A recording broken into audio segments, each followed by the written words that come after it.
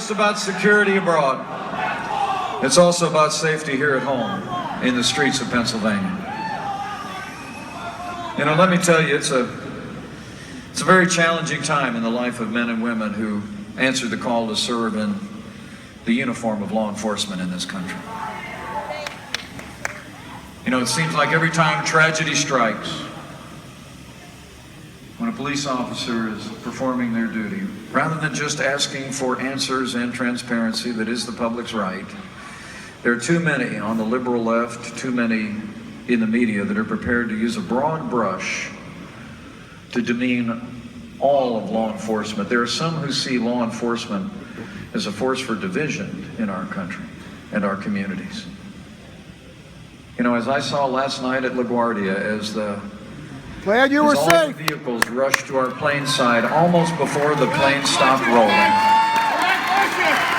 Men and women who serve in law enforcement and our first responders are not a force for division. They are the best of us. They inspire us, and they deserve the support of all who serve the people of this country. We got a lot of law enforcement here today. Would you mind just taking a minute to show these people how much you appreciate the job they do protecting our families and the sacrifices that they make?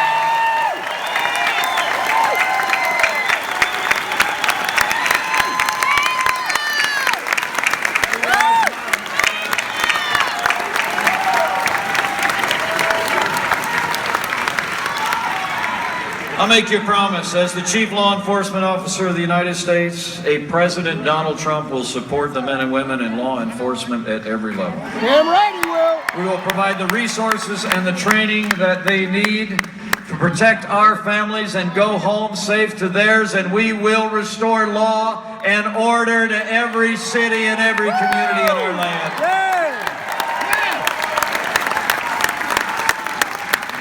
Hillary Clinton gave a speech in Brazil, said she wants open borders. Donald Trump will end illegal immigration in this country, and we will remove criminal, illegal aliens from America first. While Hillary Clinton wants to increase the refugee program from war-torn Syria by 550%. Even though our security officials say we can't know for sure who all of those people are. Donald Trump and I will immediately suspend immigration from nations that have been compromised by terrorism. In a word, Donald Trump will uphold the laws of this land, and we will put the safety and security of the American people first. You know, that's probably why the 330,000 members of the Fraternal Order of Police have endorsed Donald Trump to be the next president of the United States. But you know, it's not just about security abroad and safety at home. It's also about our prosperity.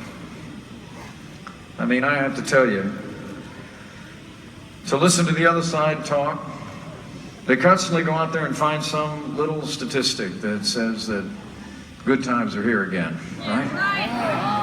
They paint a rosy picture. The truth is, you all in Pennsylvania know what we know back in the Hoosier State. We're in the midst of the weakest economic recovery since the Great Depression. 49. Here's some heartbreaking numbers for you. Think of this in the context of real people and real families. Nearly 1 in 4 Americans in their prime earning years isn't even working. 1 in 4. 1 in 5 American households has no one with a job under the same roof. 45 million Americans on food stamps, 47 million Americans living below the poverty line, millions more than when Barack Obama took office. Hillary Clinton's plan? More of the same. Again, no. More taxes, more regulation, more Obamacare, more of the kind of trade deals that have been shipping jobs overseas. You know, they tell us this economy is the best that we can do. I love it. But I think you all in Pennsylvania know better. We're better than that. It's not the best we can do. It's the best. It's just the best they can do. And when Donald Trump becomes president of the United States of America, we're going to put time-honored conservative principles into practice, and we're going to get this economy moving again for every American. We're going to put America back to work. Because Donald Trump's got a plan. It's a whole lot different than their plan. Instead of Hillary Clinton's plan to raise taxes by $1 trillion, Pennsylvania, we're going to work with a newly re-elected majority in the House of Representatives, a newly re-elected majority in the United States Senate. When you send Senator Pat Toomey back to Washington, D.C., He better come out and support Trump. with those majorities on the first 100 days, we are going to cut taxes across the board for working families, small businesses, and family farms. We're going to get rid of death taxes once and for all. And we're going to lower the business taxes in the United States so that companies here in Pennsylvania can compete with companies around the world and create jobs and opportunities here. And because Donald Trump and I know that that avalanche of acronyms coming out of Washington, D.C. is killing jobs here in Bucks County. And you know what I'm talking about, the EPA, the OSHA, the DOE, the ABCDEFG. So day one of the Trump-Pence administration, Donald Trump's going to sign a moratorium on any new federal regulations, and we're going to repeal every single Obama executive order that is stifling jobs and growth in the American economy.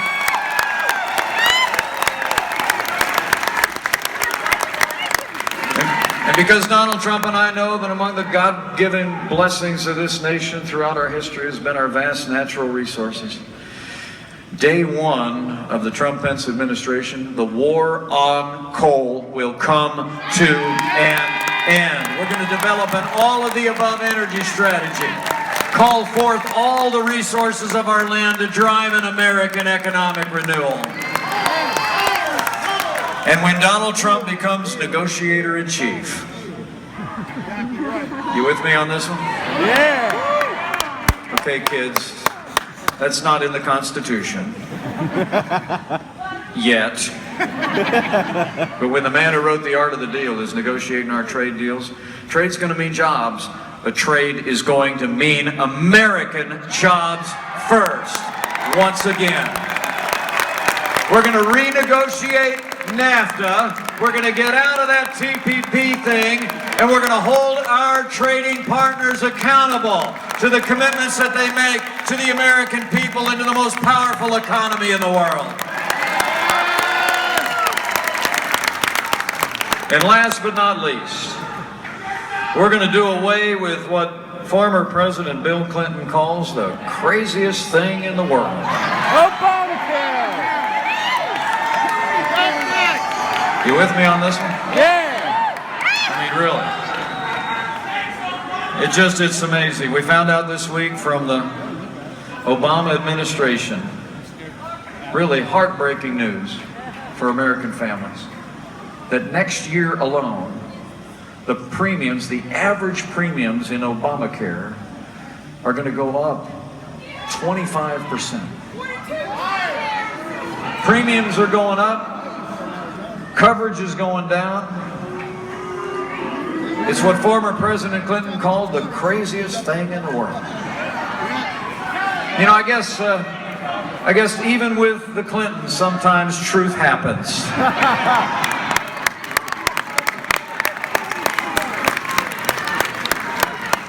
But don't be deceived. Don't be deceived by Bill Clinton's newfound skepticism. Earlier this year, Hillary Clinton told you where she stands on Obamacare. She said, and I quote, before they called it Obamacare, they called it Hillary-care.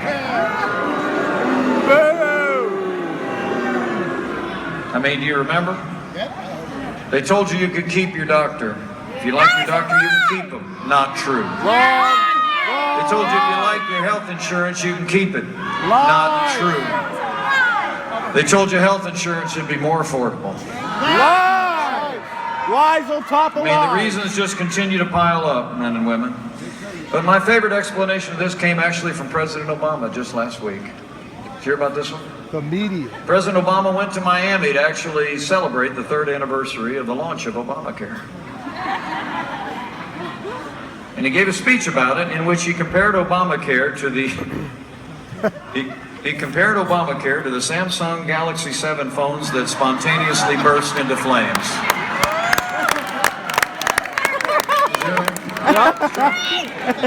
That was funny. I mean, literally, here's what he